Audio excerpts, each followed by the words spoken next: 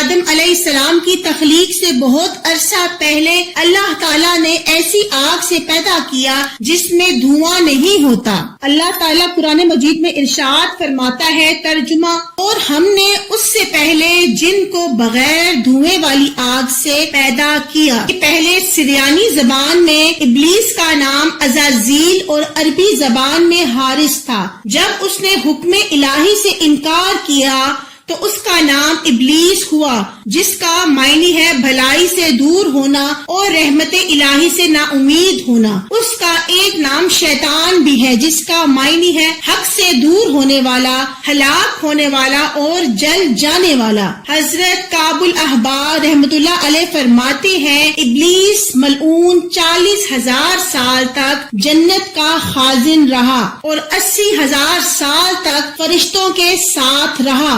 20,000 سال تک اس نے فرشتوں کو واعظ و نصیحت کی، 30,000 سال تک کروبین فرشتوں اور 1,000 سال تک روحانین فرشتوں کا سردار رہا اور 14,000 سال تک عرش کے گرد طواف کرتا رہا۔ آسمان دنیا میں اس کا نام عابد، دوسرے آسمان میں زاہد، تیسرے آسمان میں عارف، چوتھے آسمان میں ولی، پانچویں آسمان میں متقی، چھٹے آسمان میں خازن، ساتویں آسمان میں عزازیل لکھا تھا اور لوح محفوظ میں اس کا نام ابلیس لکھا تھا اور وہ اپنے انجام سے غافل تھا۔ ابلیس اس قدر عبادت گزار اور اتنے اعلیٰ مقام پر فائز ہونے کے باوجود اللہ تعالیٰ کی خفیہ تدبیر کا شکار ہوا اور خدائے رحمان کی نافرمانی اور اس کے مقرب بندے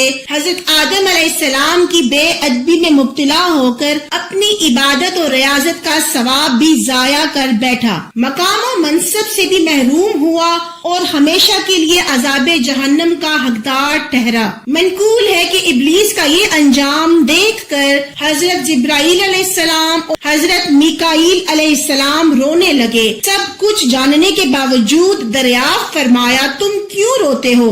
دونوں نے عرض کی، اے ہمارے رب، ہم تیری خفیہ تدبیر سے ڈرتے ہیں۔ ارشاد فرمایا گیا، تم اسی حالت پر رہنا، یعنی کبھی اللہ تعالیٰ کی خفیہ تدبیر سے بے خوف نہ ہونا۔ اسی طرح ایک روایت میں ہے، نبی اکرم صلی اللہ علیہ وآلہ وسلم نے حضرت جبرائیل علیہ السلام کو دیکھا کہ کعبہ مشرفہ کے پردے سے لپٹے نہایت گریہ زاری کے ساتھ بارگاہ الہی میں یہ دعا کر رہے ہیں۔ ترجمہ، یعنی اے اللہ، کہیں میرا نام نیکوں کی فہرست سے نہ نکال دینا اور کہیں میرا جسم اہل عطا کے زمرے سے نکال کر اہل عطاب کے گروہ میں شامل نہ فرما دینا۔ احادیث شریف میں بعض شیطانوں کے خصوصی نام بھی آئے ہیں جو کہ مخصوص کاموں کے لیے مخصوص ہوتے ہیں، جیسے کہ وضو کے دوران وسوسے ڈالنے والے شیطان کا نام ولہان ہے، تلاوت قرآن کے دوران وسوسے ڈالنے والے شیطان کو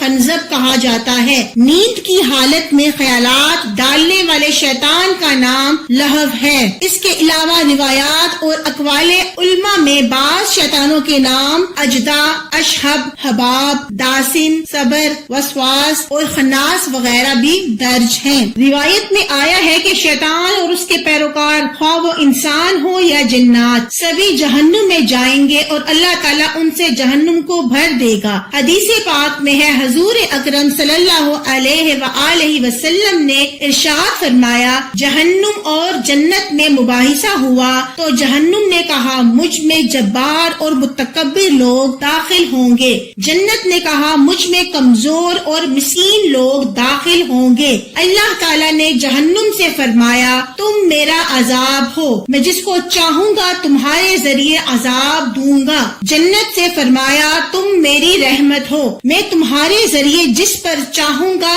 رحم کروں گا اور تم میں سے ہر ایک کو پر ہونا ہے۔ یاد رہے کہ کفار ہمیشہ دوزخ میں رہیں گے اور جو گناہگار مومن دوزخ میں جائیں گے وہ عارضی طور پر وہاں رہیں گے۔ اللہ تعالیٰ انہیں ان کے گناہوں کی سزا دے کر آخر کار پروردگار انہیں جنت میں لے جائے گا۔ ابلیس کا دنیاوی انجام یہ ہوا کہ اللہ تعالیٰ نے اسے اپنی بارگاہ سے ذلیل و رسوا کر کے نکال دیا، خود بھی اس پر لعنت فرمائی اور قیامت تک کے لیے مخلوق کی لعنت کا توق بھی اس کے گلے میں ڈال دیا اور اس کی حسین صورت بدل کر اسے بد شکل روح سیاہ کر دیا اور اس کی نورانیت سلب کر لی، اور آخری انجام یہ ہوگا کہ اسے اور اس کے پیروکاروں کو اللہ تعالی جہنم میں ڈال دے گا۔